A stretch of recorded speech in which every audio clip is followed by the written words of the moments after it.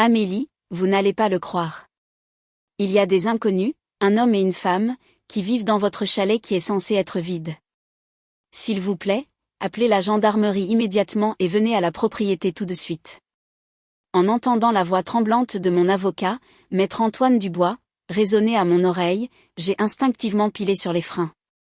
Les pneus ont crissé violemment, projetant des graviers le long de la route de montagne escarpée des Alpes. Mon cœur battait à tout rompre dans mes oreilles, et j'ai senti mes doigts agrippés au volant blanchir sous la tension. La propriété en question était un magnifique chalet à l'architecture triangulaire, niché au cœur des montagnes près de Grenoble. Je l'avais hérité de ma grand-mère bien-aimée, Éléonore. Pour une dernière inspection avant de le mettre en vente, j'avais envoyé mon avocat de confiance, maître Dubois, en avance. Mais ce qu'il me rapportait était un constat si éloigné de la réalité qu'il en devenait absurde. Une occupation illégale. Des étrangers vivent là-bas ? Qu'est-ce que vous voulez dire, Antoine ? Le chalet aurait dû être fermé à clé. Les serrures ont été remplacées par un nouveau verrou de sûreté. Quand j'ai essayé d'ouvrir la porte avec le double des clés, un homme que je ne connaissais pas est sorti et m'a hurlé dessus en disant « N'entrez pas ici sans permission ». C'est une violation de domicile. Ils buvaient du vin sur le canapé du salon en regardant la télévision, se comportant comme s'ils étaient chez eux. Ce n'est pas une situation normale du tout. La peur et la confusion étaient clairement perceptibles dans la voix d'Antoine. Les mains tremblantes, j'ai mis fin à l'appel et j'ai immédiatement composé le 17. C'est une urgence. Des individus suspects occupent illégalement ma propriété dans les environs de Grenoble. Veuillez dépêcher des gendarmes immédiatement. Je me dirige vers les lieux en ce moment même. Le temps presse. Tout en expliquant la situation à l'opérateur, j'ai appuyé sur l'accélérateur à fond. Au moment où je suis arrivé et que j'ai ouvert la portière, une scène incroyable s'est offerte à mes yeux. Il y avait mon avocat, maître Dubois, serrant des documents avec une expression déconcertée. 2 gendarmes, les bras croisés, bloquaient le passage d'un air intimidant. Et, chose incroyable, ma sœur cadette, Chloé, et son mari, Kevin, se tenaient là comme s'ils étaient les propriétaires légitimes de la maison. À l'instant où Chloé a vu mon visage, au lieu de s'excuser, elle a délibérément poussé un soupir exagéré. Sérieusement, appeler les gendarmes pour un truc pareil, c'est vraiment excessif, tu ne trouves pas ? On se détendait enfin en couple, et tu as complètement gâché l'ambiance. Tu ne peux pas respecter l'intimité de ta propre sœur ? Lança Chloé d'un ton irritable en faisant nonchalamment tourner le verre en cristal dans sa main. C'était une pièce d'un service d'antiquité, l'un des rares exemplaires au monde que mon grand-père avait offert à ma grand-mère. C'est toi qui es ridicule, Chloé. Mais à quoi tu penses, bon sang ? C'est ma propriété.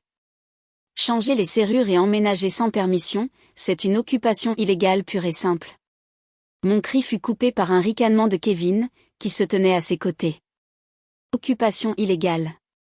N'emploie pas de si grands mots. On ne fait qu'utiliser intelligemment le patrimoine familial. Tu as une très belle maison à Lyon, non ? Tu possèdes 5 biens immobiliers, et celui-ci était vide. Dans ce cas, il est tout à fait naturel que tu laisses ta sœur et son mari, qui n'ont pas les moyens de payer un loyer, y séjourner gratuitement. Tout garder pour soi, ce n'est pas juste, Amélie. Vous prêtez ? Je n'ai jamais rien dit de tel. Qu'est-il arrivé à votre appartement en location ? Oh, cet endroit. On a résilié le bail le mois dernier. Ici, c'est gratuit et l'air est pur.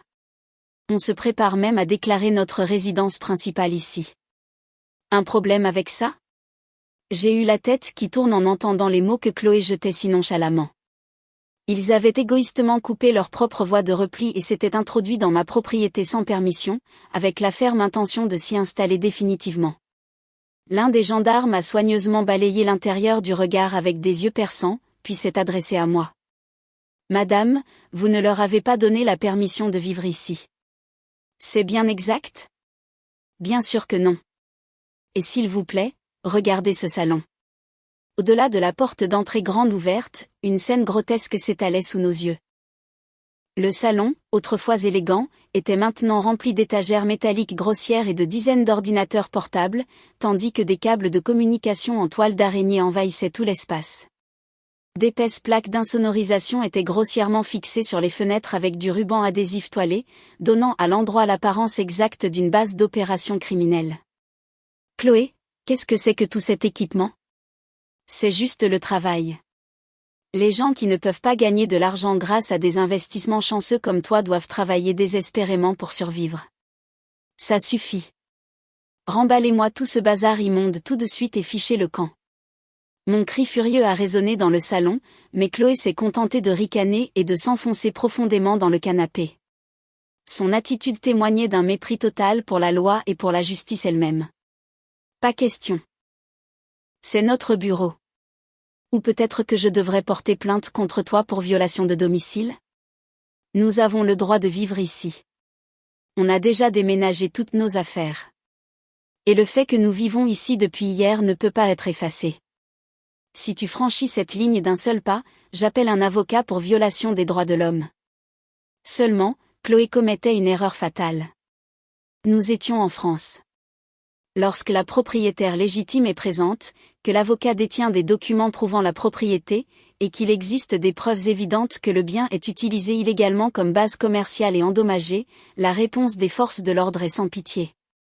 C'est votre dernier avertissement, déclara le gendarme le plus âgé d'une voix basse mais impérieuse. La propriétaire des lieux exige que vous partiez immédiatement. Comme vous ne pouvez présenter aucun contrat de location légitime, cela constitue une violation de domicile manifeste. Levez-vous sur le champ. Ne vous foutez pas de moi. Kevin entra dans une rage folle et poussa violemment le gendarme qui s'avançait dans la poitrine avec ses deux mains. À cet instant, l'air de la pièce se figea complètement. Vous êtes en état d'arrestation pour outrage et rébellion et violence sur personne dépositaire de l'autorité publique. Ne résistez pas, le gendarme maîtrisa Kevin en un instant et le plaqua au sol. Le clic métallique et froid des menottes résonna dans la vallée silencieuse de la montagne. Lâchez-moi. C'est une arrestation illégale. Violence policière. Chloé, aide-moi. Kevin. Qu'est-ce que vous croyez faire, bande de parasites payés par nos impôts?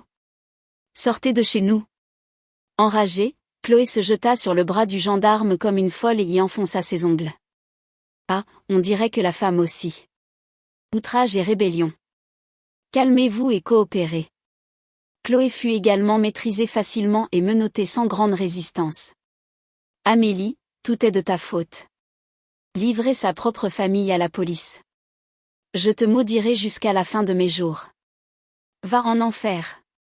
Ceux qui vont en enfer, c'est vous, pour avoir transformé la maison de quelqu'un d'autre en base criminelle. Emmenez-les immédiatement. Ne les laissez plus jamais mettre les pieds sur cette propriété.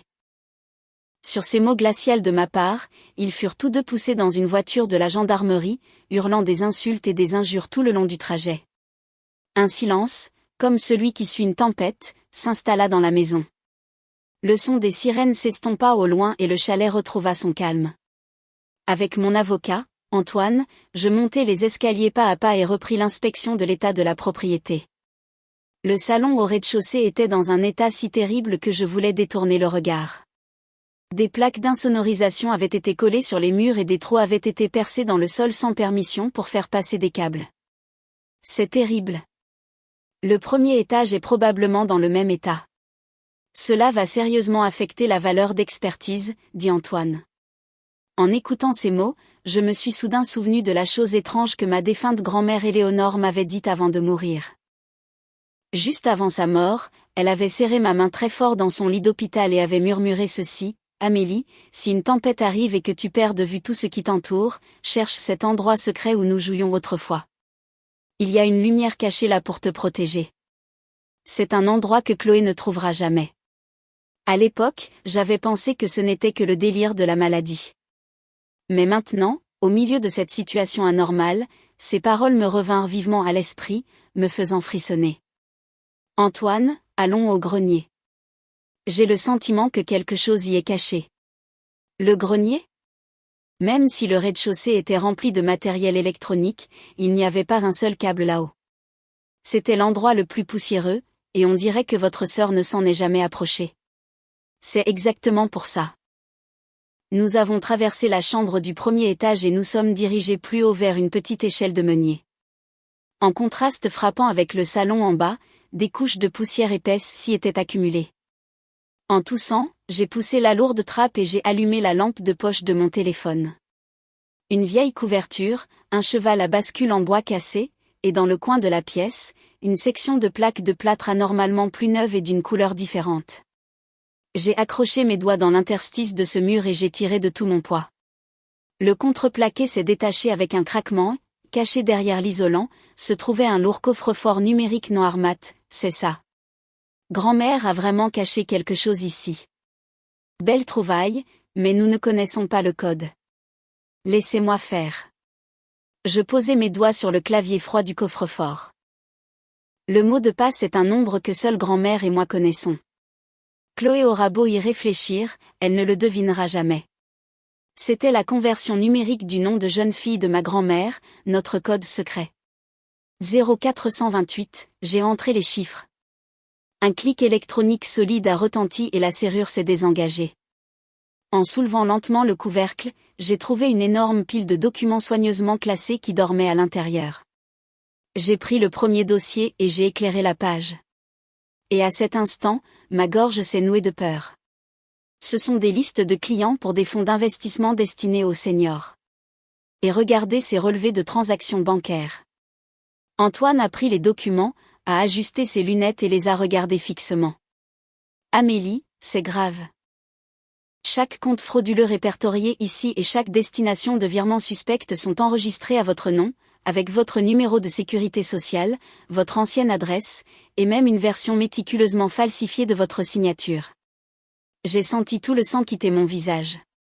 Les dossiers contenaient un enregistrement complet de l'escroquerie organisée que Chloé et Kevin avaient menée, accompagnés de notes qui ressemblaient aux cris de leurs victimes. Un total de 800 000 € volés à des personnes âgées. Tout avait transité par des comptes ouverts à mon nom, astucieusement déguisés pour faire croire que j'étais le cerveau de l'opération. Puis nous avons trouvé la preuve décisive. Une note manuscrite de Chloé. Amélie a plein de biens, donc un petit transfert d'argent illégal passera inaperçu. Même si le fisc débarque, on pourra insister sur le fait qu'elle est la chef de file qui opère depuis ce chalet. Si on témoigne qu'on n'était que les gardiens, on sera tranquille pour le reste de notre vie. Que les riches remplissent leurs obligations. J'ai eu la nausée. Ma propre sœur n'essayait pas de me protéger. Elle prévoyait de m'utiliser comme bouclier pour ses crimes et de m'envoyer en prison.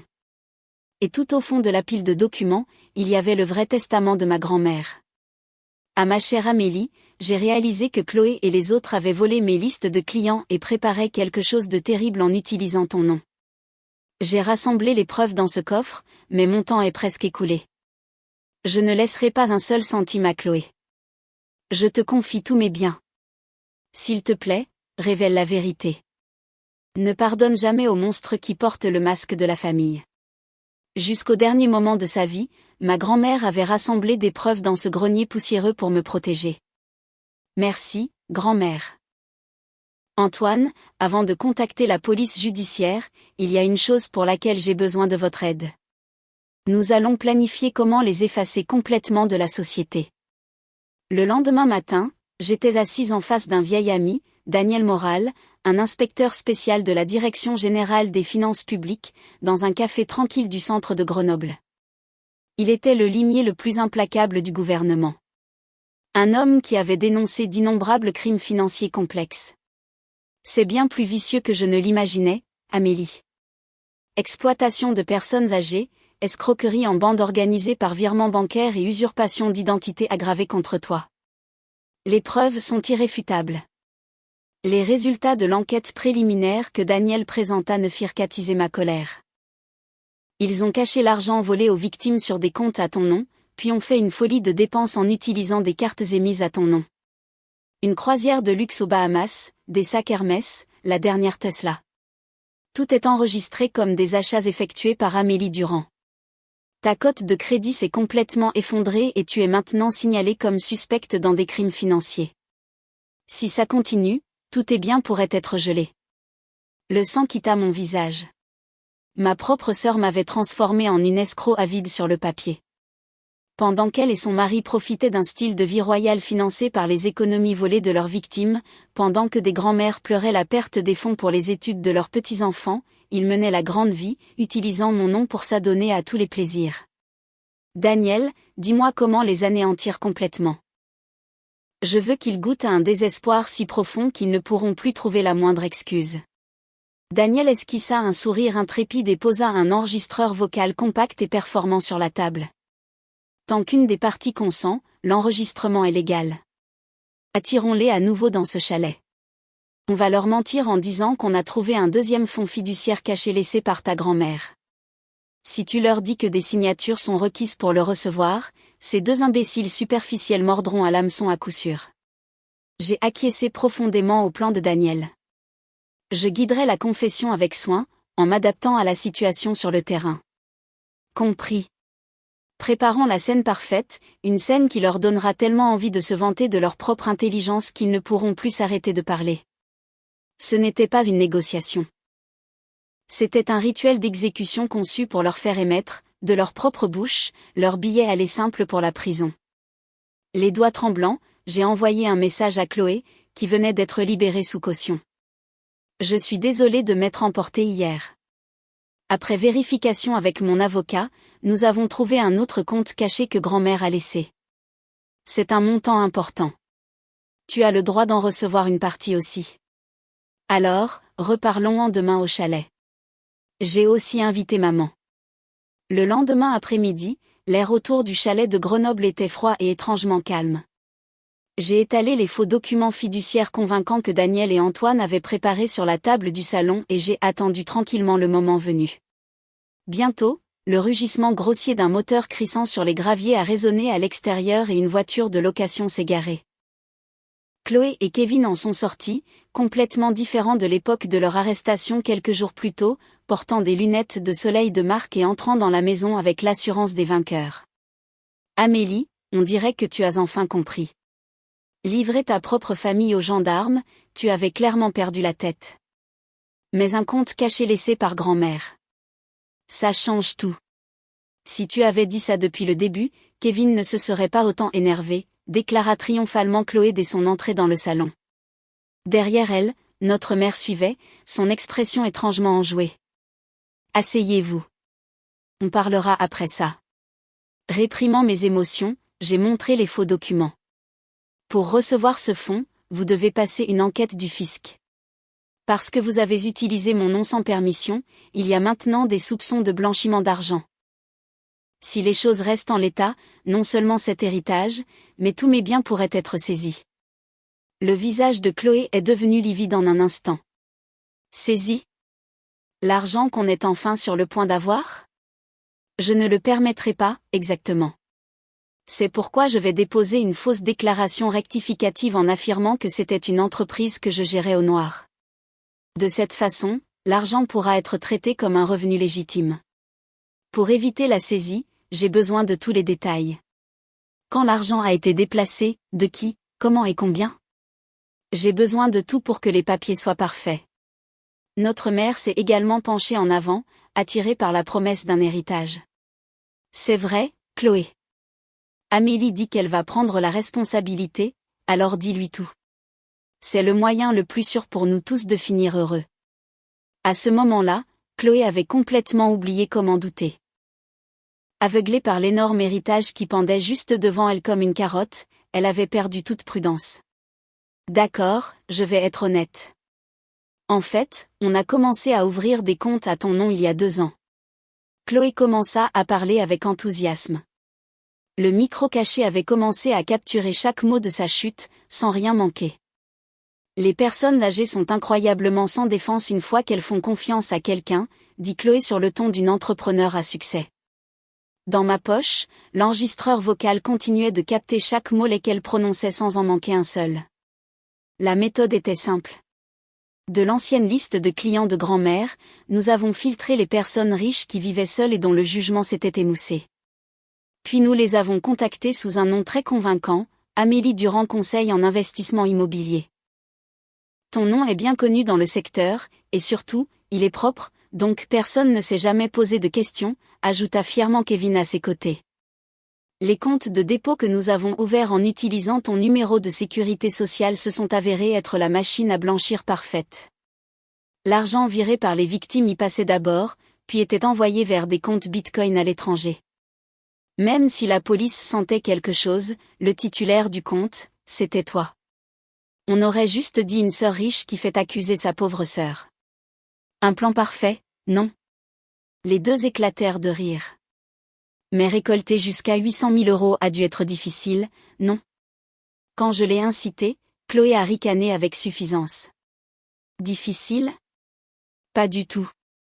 Madame Leblanc disait que c'était le fonds pour les études de son petit-fils, mais quand nous avons proposé un investissement garanti, elle a pleuré de joie et a signé immédiatement.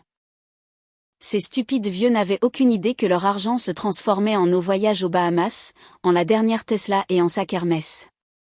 En fin de compte, l'argent ne devrait pas être utilisé par les gens qui l'ont, mais par les gens qui sont intelligents. Kevin se pencha également en avant, accélérant la confession.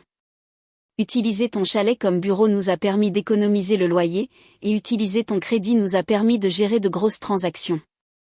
Ton nom était le camouflage parfait. À propos de ce fonds fiduciaire, aussi. Si tu signes en tant que cerveau de l'opération, je pense qu'on peut te reverser environ 10%. Un prix d'amis. 10%? Vous m'avez piégé, avez gagné 800 000 €, et je n'obtiens que 10%? Ne sois pas gourmande. Tu en as déjà plus qu'assez, non? C'est de la redistribution des richesses. Leur confession n'aurait pas pu être plus parfaite.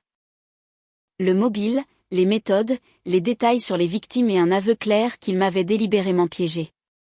Je me suis levée lentement, j'ai enlevé mes lunettes de soleil et je les ai fixées tous les deux d'un regard glacial.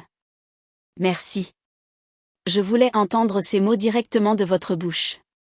Maintenant, tout est fini. C'est quoi cette tête? Dépêche-toi de signer. J'ai sorti mon téléphone et j'ai dit brièvement, vous avez tout entendu. Entrez. Au moment où mon court signal a résonné dans le salon, la porte d'entrée du chalet a été défoncée dans un fracas assourdissant.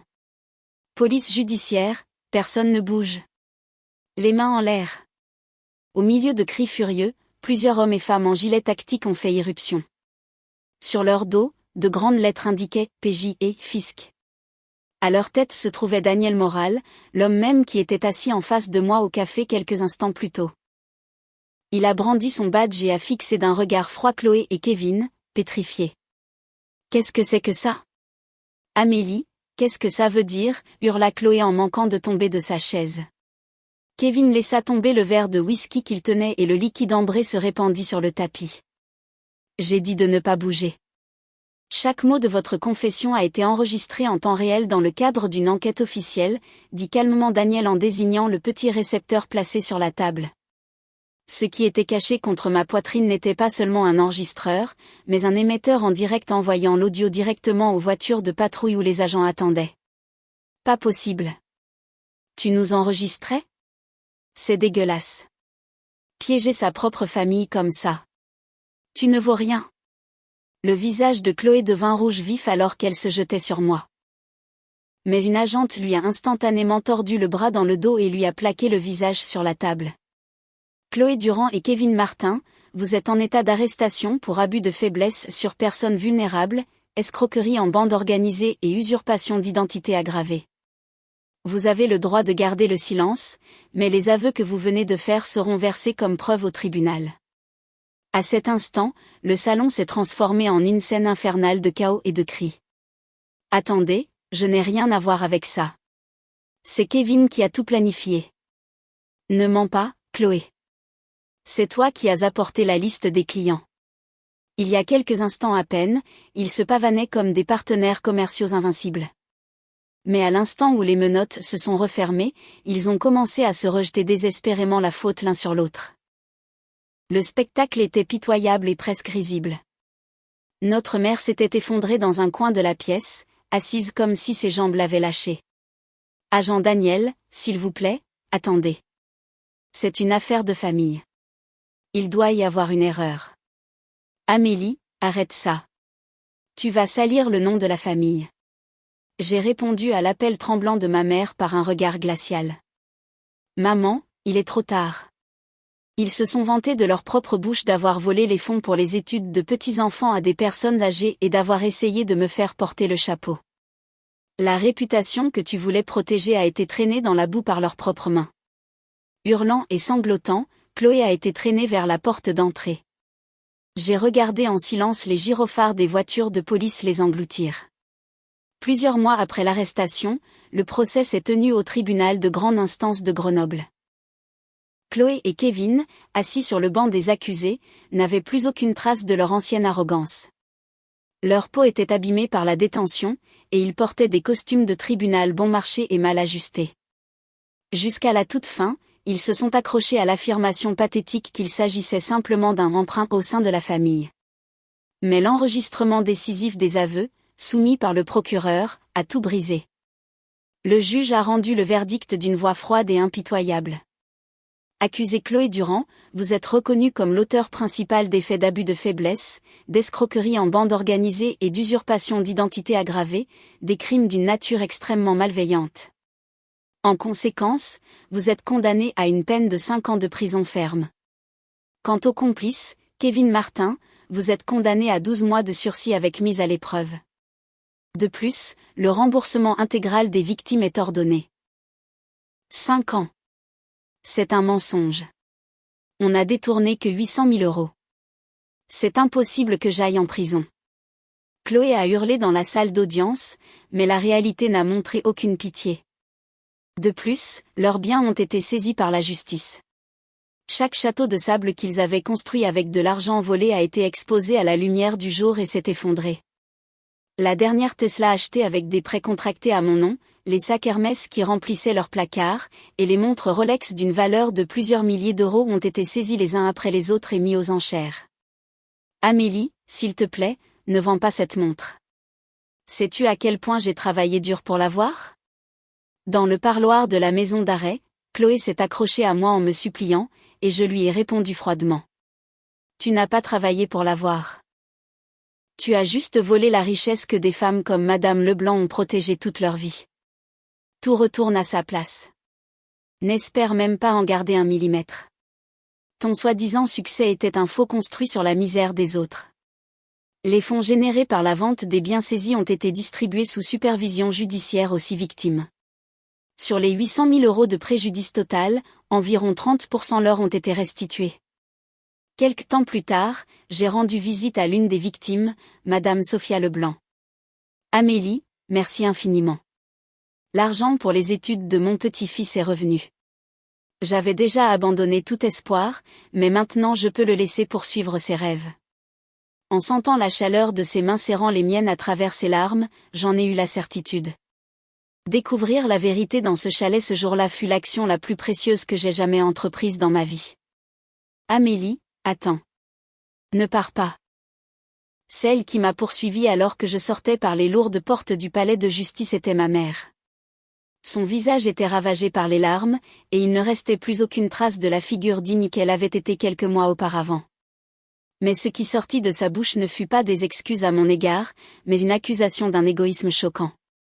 Si tu avais changé ton témoignage et accepté un arrangement, la vie de Chloé aurait pu être sauvée. N'as-tu donc aucune pitié ?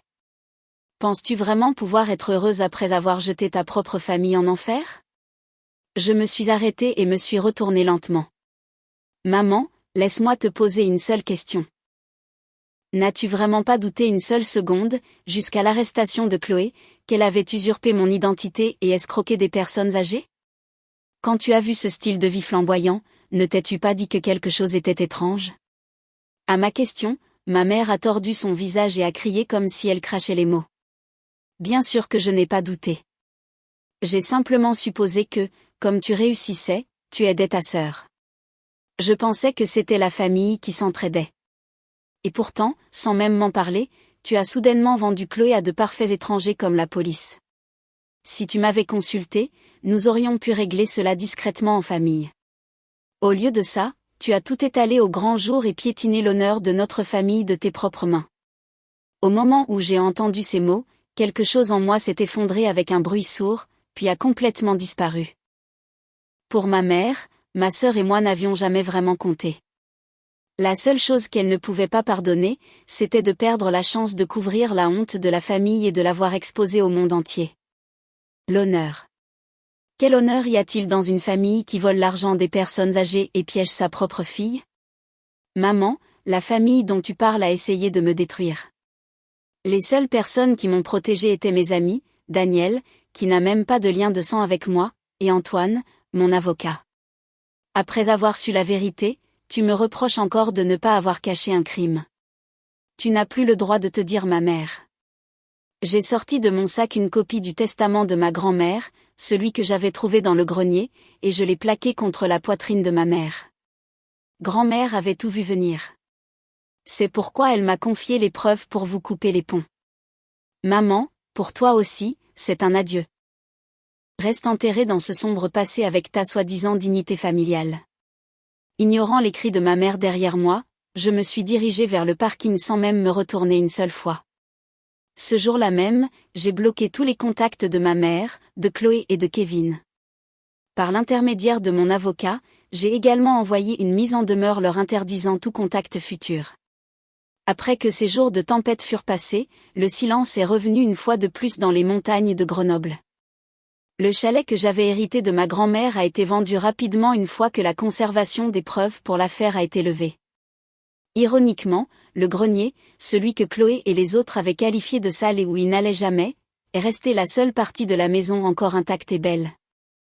Un jeune couple venu visiter la propriété est instantanément tombé amoureux de la pièce cachée dans le grenier, la qualifiant de parfaite pour un bureau secret, et la vente s'est conclue au prix demandé. Le produit de la vente a été déposé sur mon compte. C'était des fonds pour mon avenir, de l'argent que ma grand-mère avait protégé de sa vie. Avec cet argent, j'ai acheté une petite maison dans un endroit calme, loin de l'agitation de Lyon, une nouvelle base pour ma vie. Là, il ne restait aucune famille qui me sacrifierait pour son propre intérêt. Plusieurs années après l'incident, j'ai entendu des rumeurs sur ce qu'ils étaient devenus. Chloé est actuellement derrière les murs gris d'une prison. La femme qui serrait autrefois ses sacs Hermès et buvait du bon vin n'est plus. Aujourd'hui, elle passe ses journées dans une combinaison orange stérile, mangeant des repas dans un plateau en plastique froid. En prison, un ancien titre d'escroc d'élite ne signifie absolument rien. Et elle passe maintenant ses journées à récurer les sols en tremblant de peur devant des détenues bien plus fortes qu'elle. Le sort de son mari, Kevin, est encore plus misérable. Placé en probation, son casier judiciaire l'a empêché de trouver un travail décent, et il dérive maintenant de petit boulot en petit boulot sur des chantiers, tout en bas de l'échelle sociale.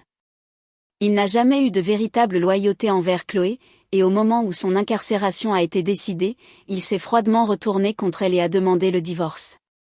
Mais maintenant sans le sou, il peine à rassembler assez d'argent pour payer le loyer d'un appartement délabré. Et puis il y a ma mère. La réputation familiale qu'elle chérissait plus que tout a été traînée dans la boue, et les rumeurs se sont répandues rapidement. Un par un, ses amis se sont éloignés. Et maintenant, elle vit complètement seule, grignotant le peu d'économie qui a échappé à la saisie, passant ses journées dans une pièce sombre aux fenêtres fermées, maudissant mon nom, du moins c'est ce que j'ai entendu dire. Quant à moi, la restauration de ma cote de crédit progresse sans heurts. Mon nom en tant qu'investisseuse immobilière s'est de nouveau établi comme celui d'une partenaire commerciale digne de confiance. Je parle doucement dans mon cœur à la photographie souriante de ma grand-mère, exposée au-dessus de la cheminée de ma nouvelle maison. Grand-mère, merci. Ce que tu voulais protéger, je l'ai vraiment hérité maintenant.